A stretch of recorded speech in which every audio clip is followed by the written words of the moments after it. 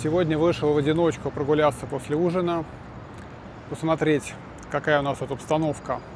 Вот Марина, по ней кто-то плывет в небольших количествах. Спрос рождает предложение. Вот уже как минимум 3 предложения проплывает мимо нас. Людей там, мягко сказать, немного. Может быть, 2-3 человека я вижу.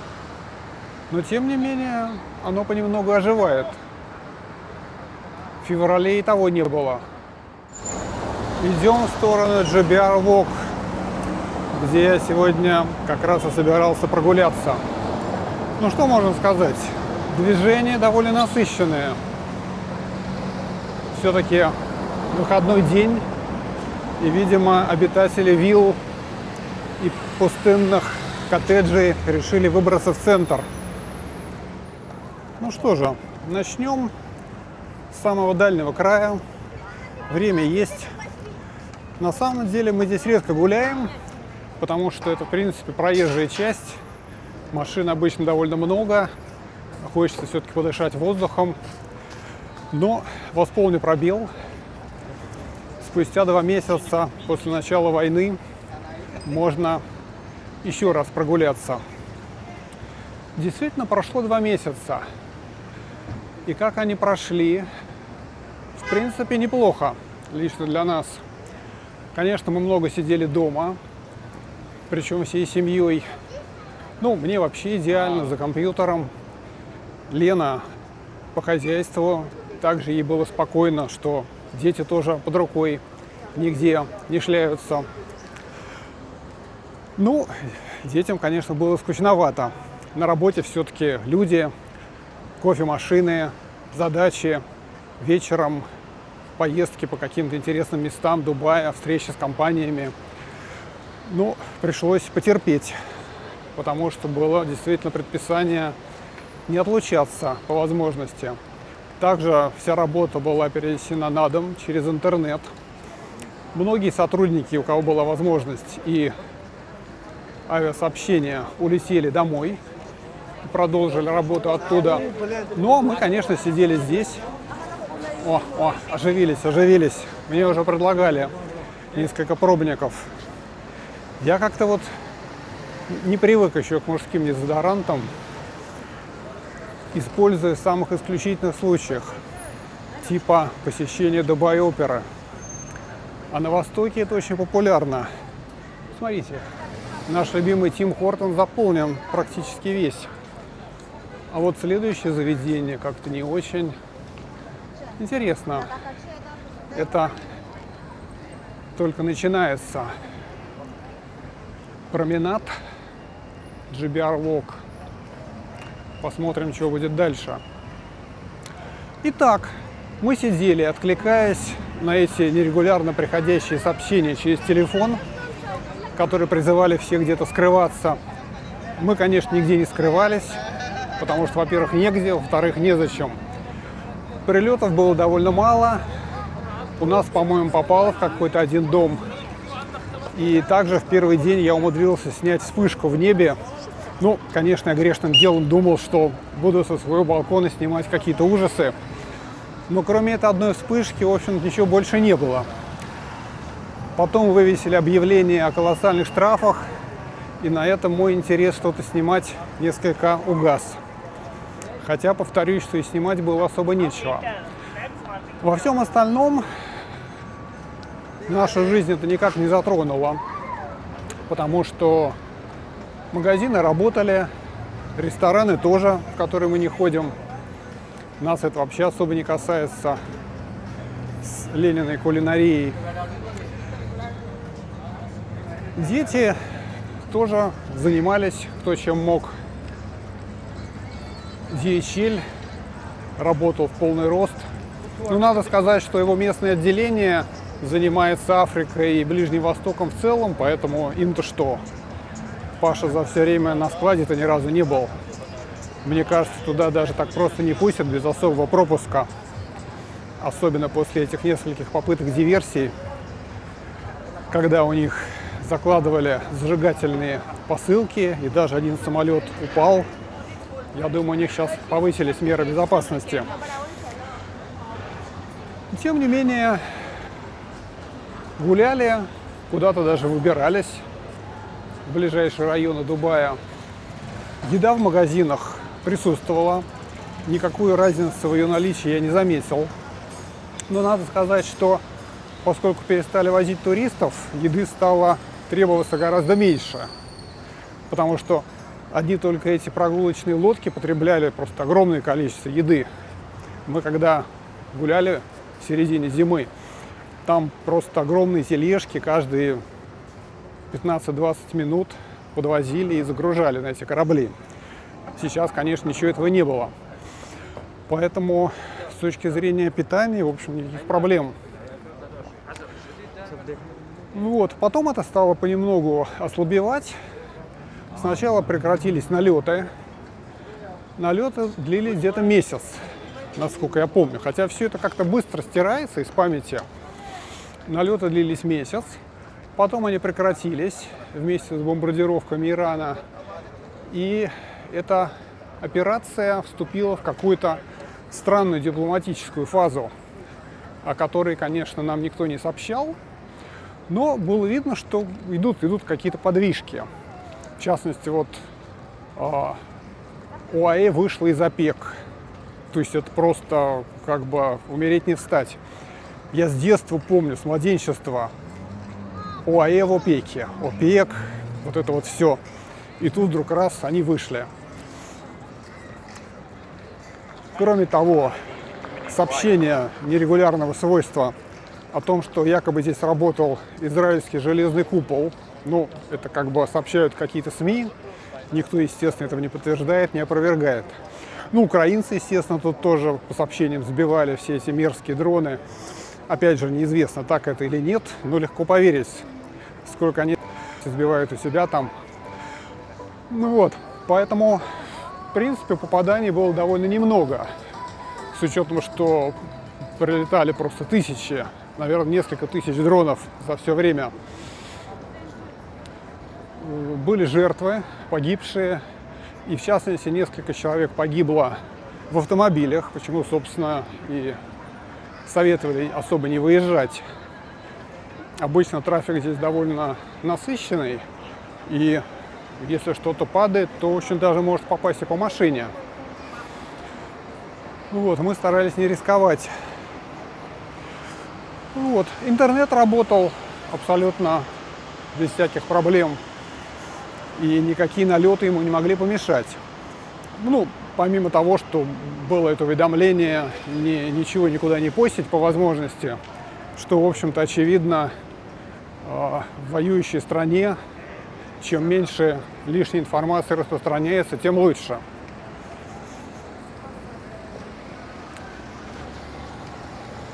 Вот. Один раз, правда, интернет у нас пропал. Он пропал, и мы полчаса ходили по квартире, не понимая просто вообще, что происходит. Напоминает даже Салтыкова-Щедрина с его генералами. Чем бы ты ни занимался, через 5 минут ты вспоминаешь, что интернет-то не работает. И заняться, в общем-то, особо нечем. Но оказалось, что просто закончился тариф, который мы оплачивали год назад, и нужно было его продлить. После этого сразу же все восстановилось. Интернет потек с огромнейшей дубайской скоростью. Какие-то сотни мегабит. То есть мы пользуемся не оптическим и даже не проводным, а всего-навсего интернетом по сим-карте, то есть специальный модем с сим-картой, то есть это фактически сотовая связь. И она дает какие-то зашкаливающие скорости. Я скачиваю терабайты очень быстро, то есть ты не успеваешь оглянуться. Ну вот. Поэтому очевидно, что атаки дронов не имеют никакого отношения к интернету, и отключение интернета не имеет никакого отношения к атакам. В общем, все мне ясно стало теперь, откуда ноги растут. Ну и также подтвердилось, что наши шаги за последние годы были абсолютно правильные. Все это не напрасно было. очень даже не напрасно. Кстати, любопытная история. Моя мама 20 лет судилась с автором этих строк, известным поэтом-песенником, по поводу дачного участка в лесном городке, в ближайшем Подмосковье. И любопытно заметить, что выиграла это дело. Вот какие бывают кульбиты судьбы. Но это одна из запутанных семейных историй, давно прошедших. Просто как-то пришло в голову. Тем временем мы подходим к концу этого променада. Кстати, дальше мы, по-моему, ни разу не ходили, где Макдональдс. И в этот раз не пойдем.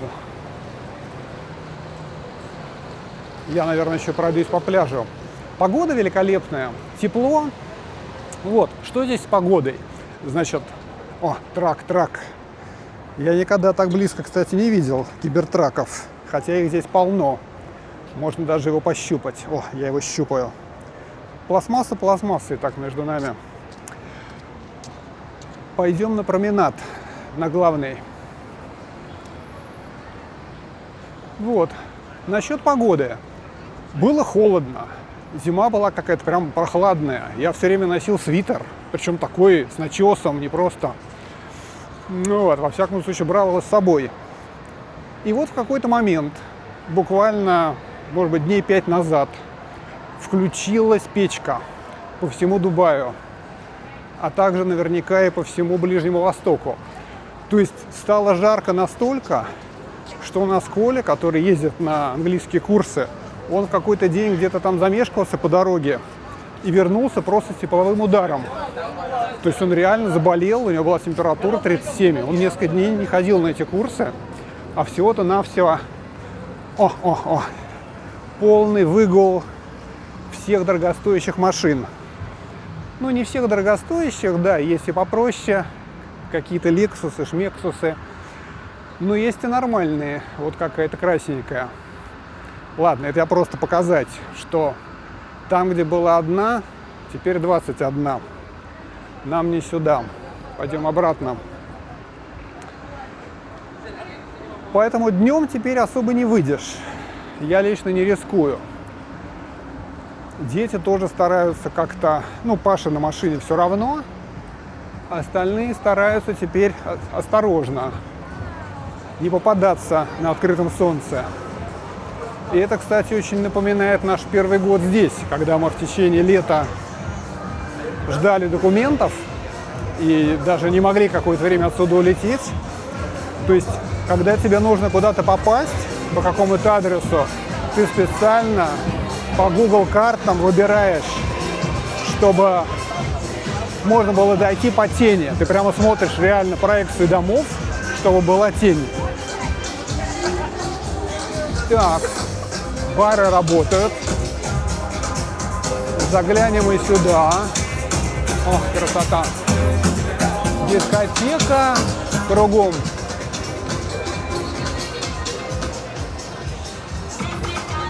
Выйдем на пляж.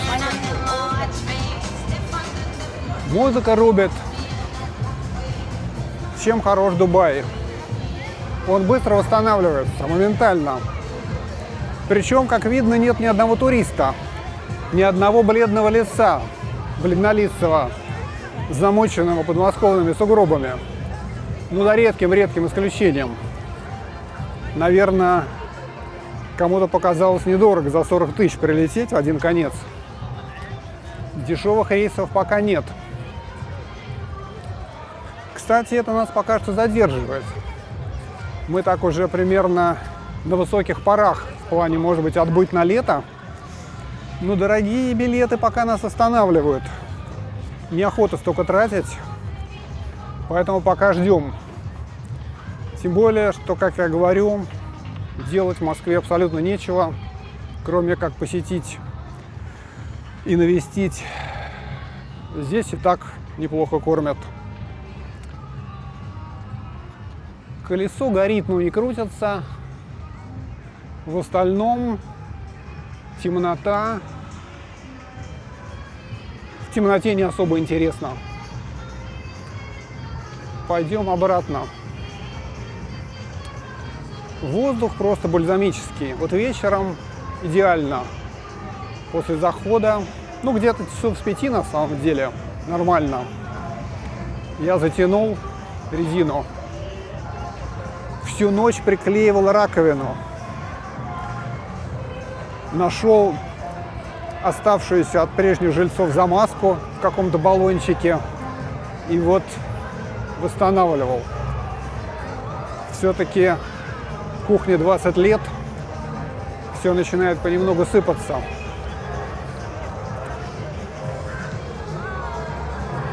Вот наша красная дорожка. Да, кстати, на пляж я, в принципе, ходить перестал. Из-за жары. Некомфортно. Под солнцем не дойдешь. Вечером закрывается. Считается, что после захода солнца уже купаться нельзя. Потому что за тобой не могут следить спасатели. Становится абсолютно темно, что, собственно, сейчас видно. Перешел на бассейн, до которого тем более идти-то, собственно, спустился на лифте, и вот оно. Поэтому продолжаю купаться, но уже в пресной воде для разнообразия. Вот променад. Ну так, какая-то жизнь есть. Thank you. Бррр. Такой запах. Мы купили какие-то пахучие палочки, как здесь популярно. Бутылка, в нее вставляются палочки. Но аромат настолько интенсивный. Лена их выставила на балкон, где они практически все испарились, но не до конца. Потом я их поставил в ведро, и мы их закрываем сверху коробкой, с помощью которой можно регулировать выхлоп этого запаха. То есть прямо вот в полном масштабе мы не привыкли к таким ароматам. Хотя выглядит и пахнет, конечно, неплохо. Восток не познаваем до конца.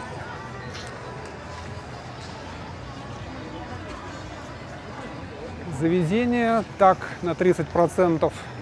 Но вот эти с музыкой практически забиты народом. Нормально. И вот в Дубай-опере тут побывали. Тоже она заполнена. Народ приезжает. Но там такие прям вот экспаты. Экспаты из экспатов.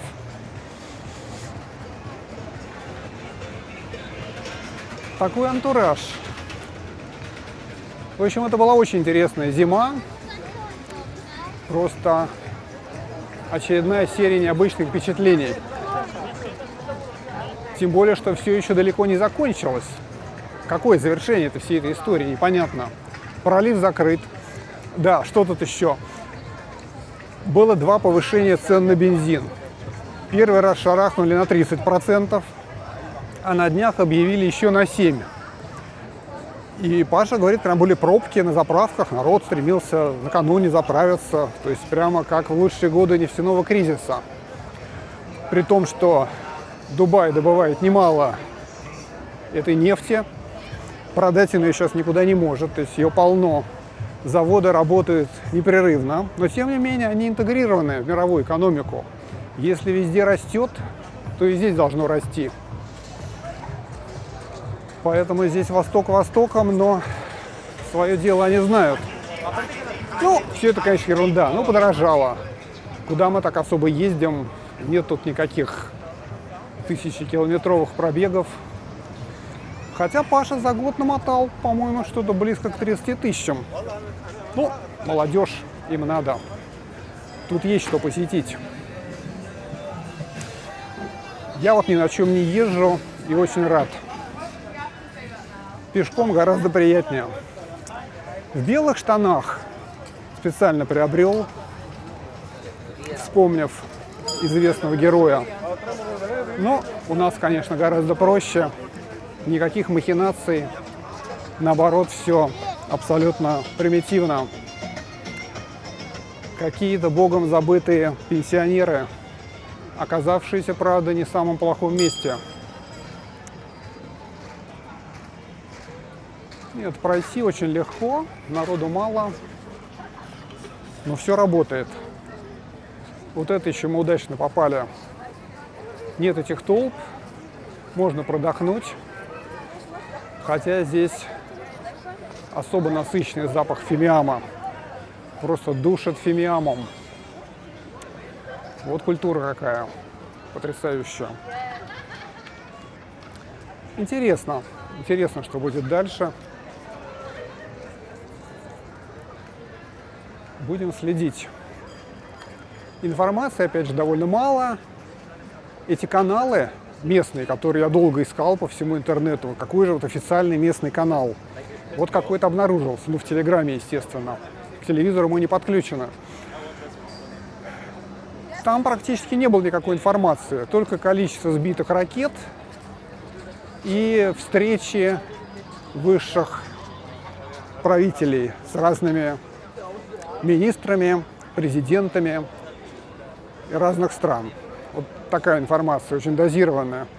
Но с другой стороны, а что нам еще надо знать? Нам надо знать, что все спокойно, никто нас не трогает, и это основное. Ну, шахеды пережили, люди вон переживают, и ничего. Пожары на нефтяных заводах тоже мы все смотрим по каналам. Бывает хуже, как говорится, чем здесь. В общем, неплохо. Я считаю, что нормально. Можно пройти, я говорю, вот что еще. Пока не пошли дешевые рейсы, можно насладиться. Но я думаю, что раз сегодня открыли полеты, наверняка потянутся какие-нибудь. И это же делается как бы впрок. То есть явно, что они чего-то знают. Ну, какой смысл открывать, если завтра опять придется закрыть? Ну, как-то вот информации мало, но мы пытаемся делать выводы. Тем более, какая разница, мы все равно тут сидим. Очень плотно угнездились. Поэтому такой GBR нынче.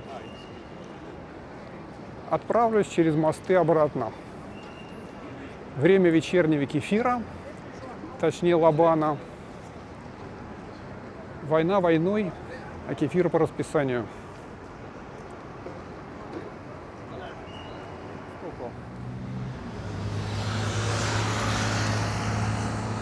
Вот еще один, кстати. И он уже заполнен довольно основательно. Люди кушают, значит, еду подвезли. Вот пошла жизнь. Давно такого не было. Я думаю, закрутятся. Все будет нормально. Тем временем нам полностью восстановили потолок. Не осталось даже никакого следа потопа. Так что жизнь действительно входит в привычное русло.